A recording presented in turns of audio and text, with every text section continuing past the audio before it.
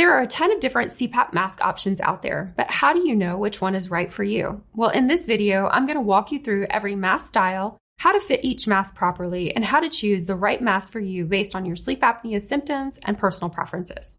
Hi everyone, I'm Diane, respiratory therapist here at Sleep Doctor.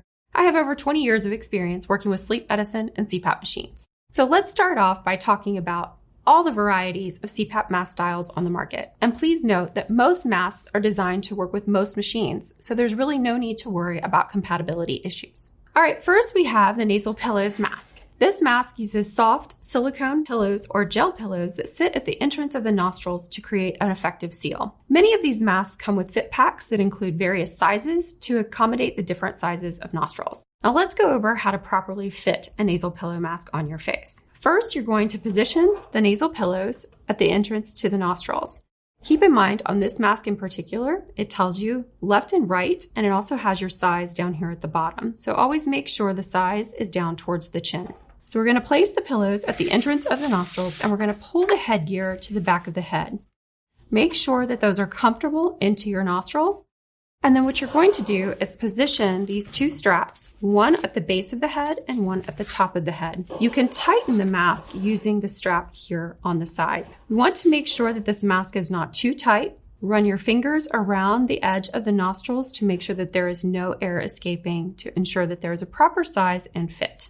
So the advantages of the nasal pillow mask is they're small, lightweight, and minimalistic. It's easy to change body positions during the night. They're easy to take on and off, and they're great for people with facial hair.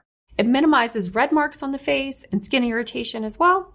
And also it comes in fit packs, which helps accommodate for the different size nostrils. And it generally has fewer mask leaks compared to other options. However, there are some drawbacks to this mask. It's not ideal for higher pressure settings, as it can make breathing out against the CPAP pressure feel a little more difficult, and also can cause a little more leakage.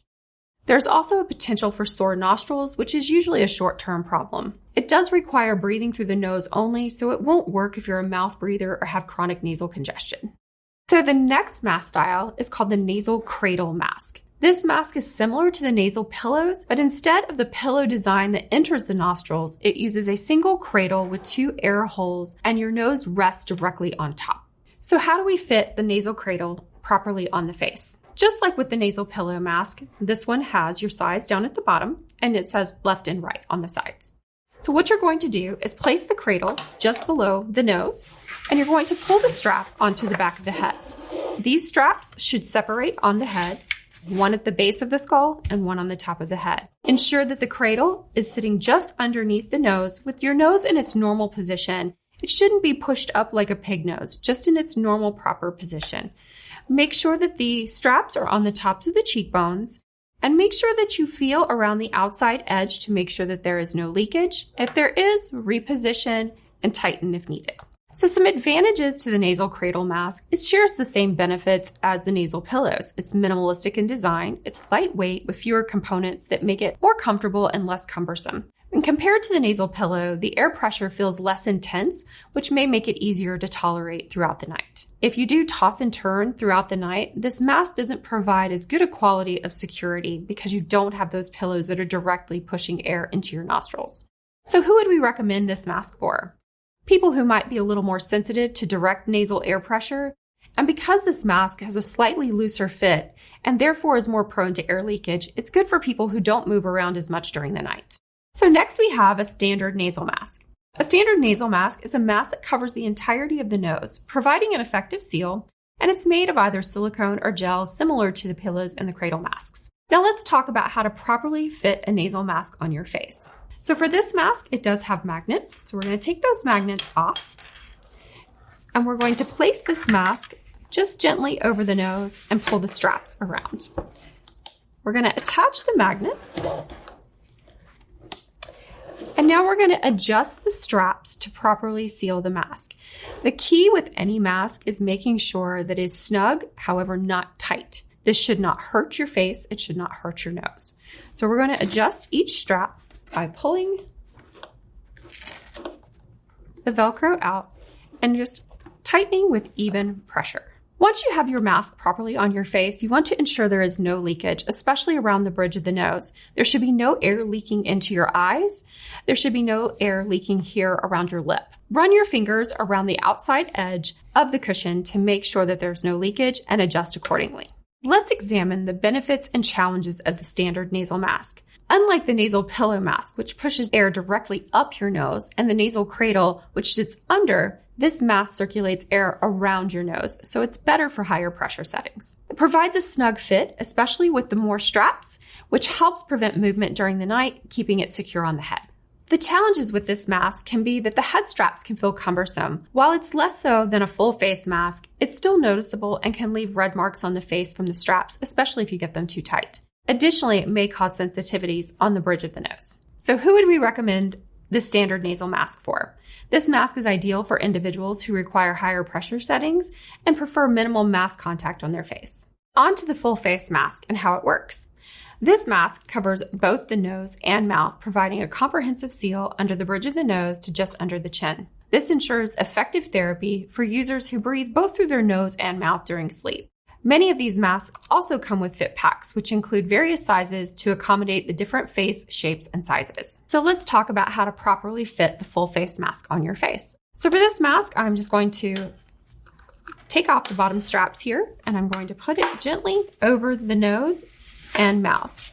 You want to ensure that it's at the mid bridge of the nose to just under the lip, pulling the strap over the back of the head, and we're going to attach it here with those magnets. For this mask, you want a snug, comfortable fit. It should not be smushed up on your face. It should be sitting at the top of the bridge to the base of the lip, comfortably on the face. Feel around the mask to ensure that you have no air leakage. And if you do, you're going to adjust the straps accordingly. With a full face mask, you should work your straps from the top to the bottom. So we're just going to gently open up these straps, and we're just going to adjust them with even pressure to make that mask tighter on the face. With a full face mask, some of your common leak areas on it are going to be at the bridge of the nose.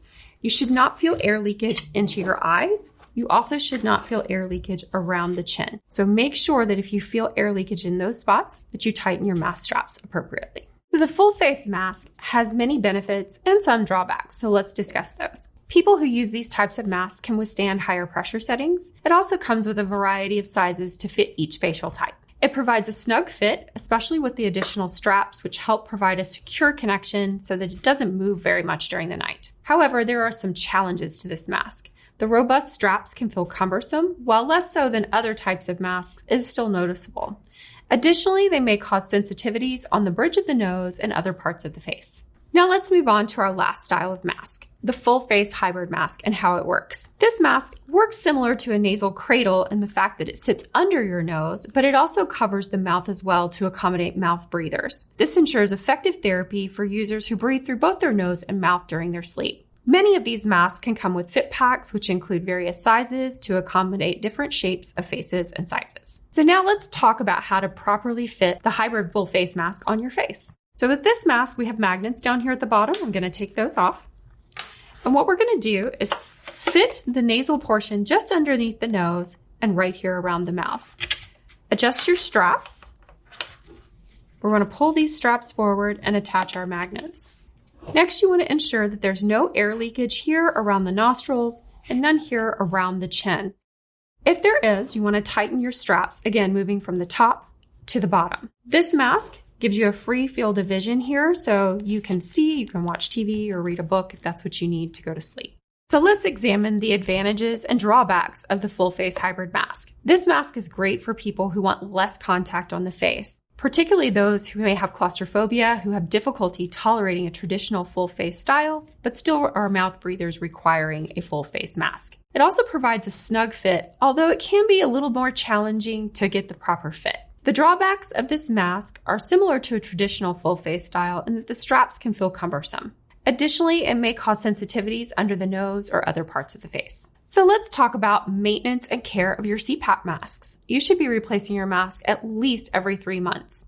You should be cleaning your mask weekly with warm soapy water and wiping down your cushions daily with using a CPAP wipe or popping them out of the frame and using warm soapy water to do so. So what would happen if you don't properly clean your mask? It can lead to respiratory infections, it can also lead to problems with acne or skin irritations, and it can promote an increase in mask leakage. If you found this helpful, please give this video a like and be sure to subscribe to the channel. We have a ton of CPAP content, including in-depth machine and individual mask reviews, as well as videos that cover a variety of questions that you may have regarding your sleep apnea symptoms. As we mentioned before, keeping your CPAP mask and tubing clean on a daily basis is one of the most important things you can be doing for your CPAP system. So if you want to learn more about how to properly clean your CPAP gear, check out this in-depth video right here. All right, everyone. Thanks for watching. Sleep well.